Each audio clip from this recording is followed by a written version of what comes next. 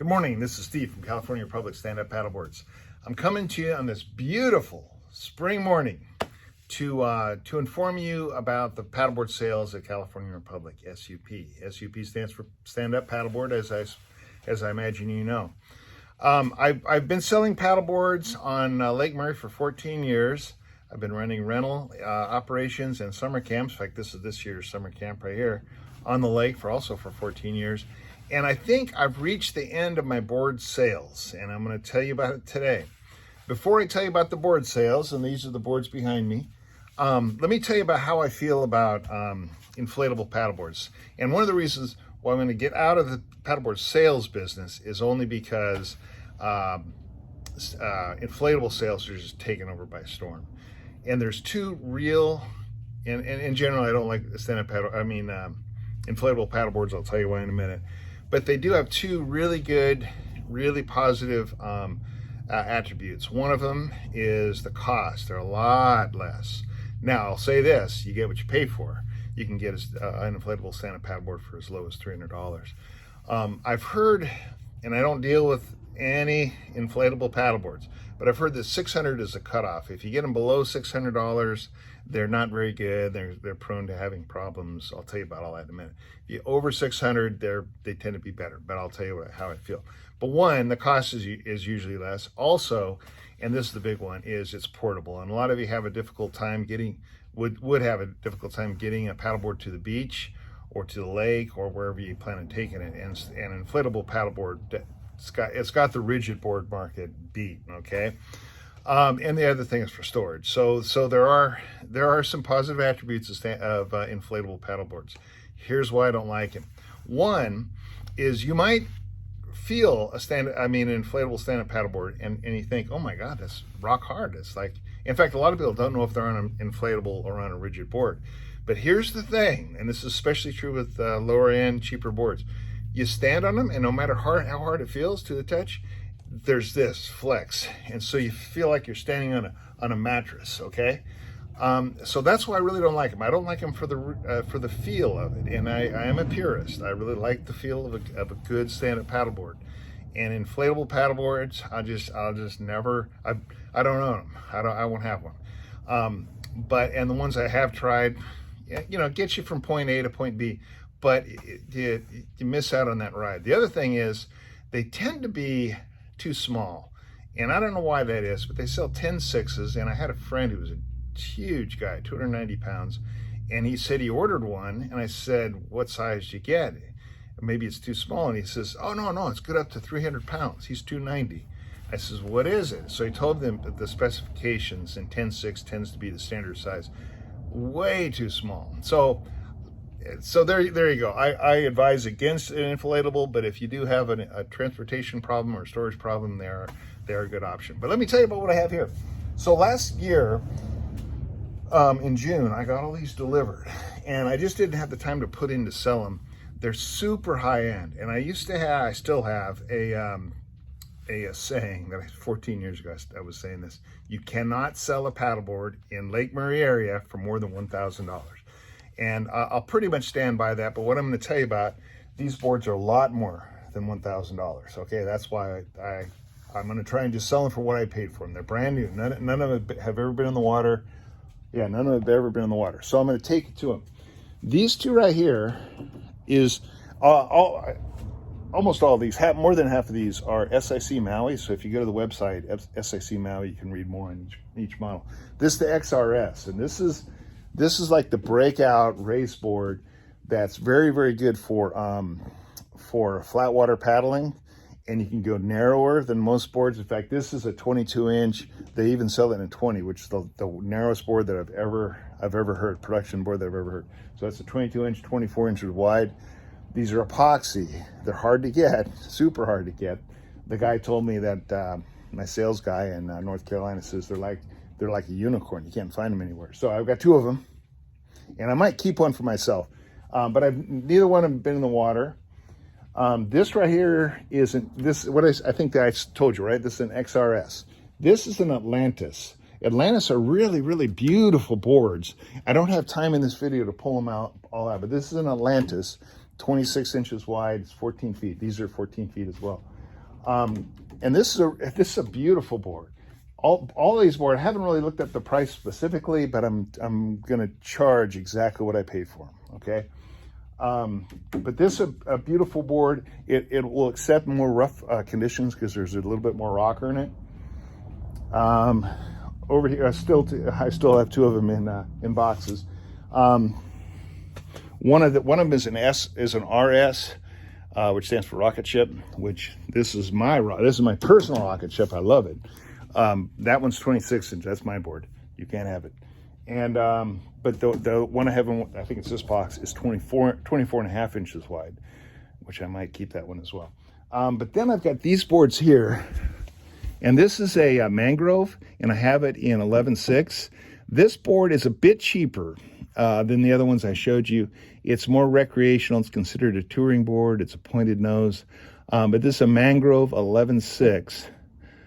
And then, I don't have it out. This is an Okinos. Okinos is also considered touring board, a little narrower, a little bit more aggressive, but not quite a race board. But this is a beautiful board as well. And this is an Okinos, and I have two of them, 12, 6, and 14 feet.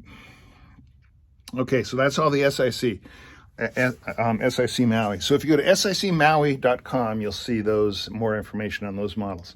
This board right here is Michael Dulce. I've used Michael Dulce's board a lot in my rental fleet, and also I've sold a lot of them. I'm a big believer.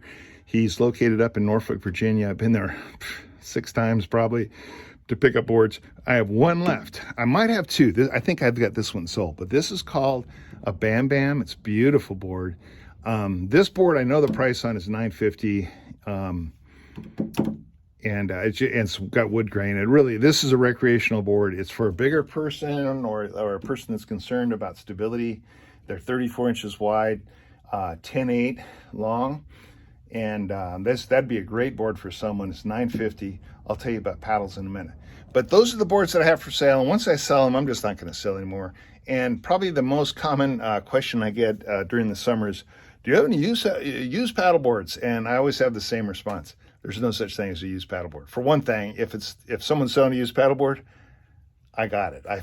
I'm always looking on the marketplace and I buy them. But in general, they're hard to find, and if I find them, the demand is massive. So I could probably sell one for $50 cheaper than I could sell that. In other words, there was that kind of demand. So if you're holding on hope for a used paddleboard, they do exist. I'm exaggerating. They do exist, but not very likely. So that might be a good option. This one right here. Now, why buy from me? For one thing, I've been around surfboards and paddleboards for a long time. I've been in business 14 years. I know what I'm talking about. I won't put you on a board that's too small for you. Most people will. And but the other thing is, I'm cheaper than anyone else. These SIC Mauis for sure. You cannot get one cheaper than this. Probably used boards are selling for more than what I'm selling these brand new boards. But even the Dulce, he sells them, I believe, $1,300 for that one. So I sell for $950. So that's one reason. The other reason is I know what I'm talking about. I'll put you on the right board. And the third thing, maybe even the most important is, I'll come to your house. I mean, I'll bring the boards to your house. We can try them out. If not to your house, I live right near Drury Island State Park. Meet you there. If you're on the other side of the lake in Lexington, I'll come to your house or meet you at South Shore Marina. Now, let me tell you, I think I'm running over on time, but what I'm also going to show you is an inflatable waist belt PFD. Do you know that you have to have, by law, you have to have wear a PFD? So, life jacket. So, if it were up to me, well, let me say it this way. If it was a life jacket that was required, a full life jacket, I would not paddle anymore. I would give up on paddleboarding and find another hobby. They're just that uncomfortable. So these here, though, they're so comfortable that when people come out to my rental facility at South Shore Marina, on a regular basis, they walk away like still wearing it. And say, oh, wait, hey, or they try to get in the car and it's still on their body. So you're supposed to wear it in the front. Everyone wears it in the back.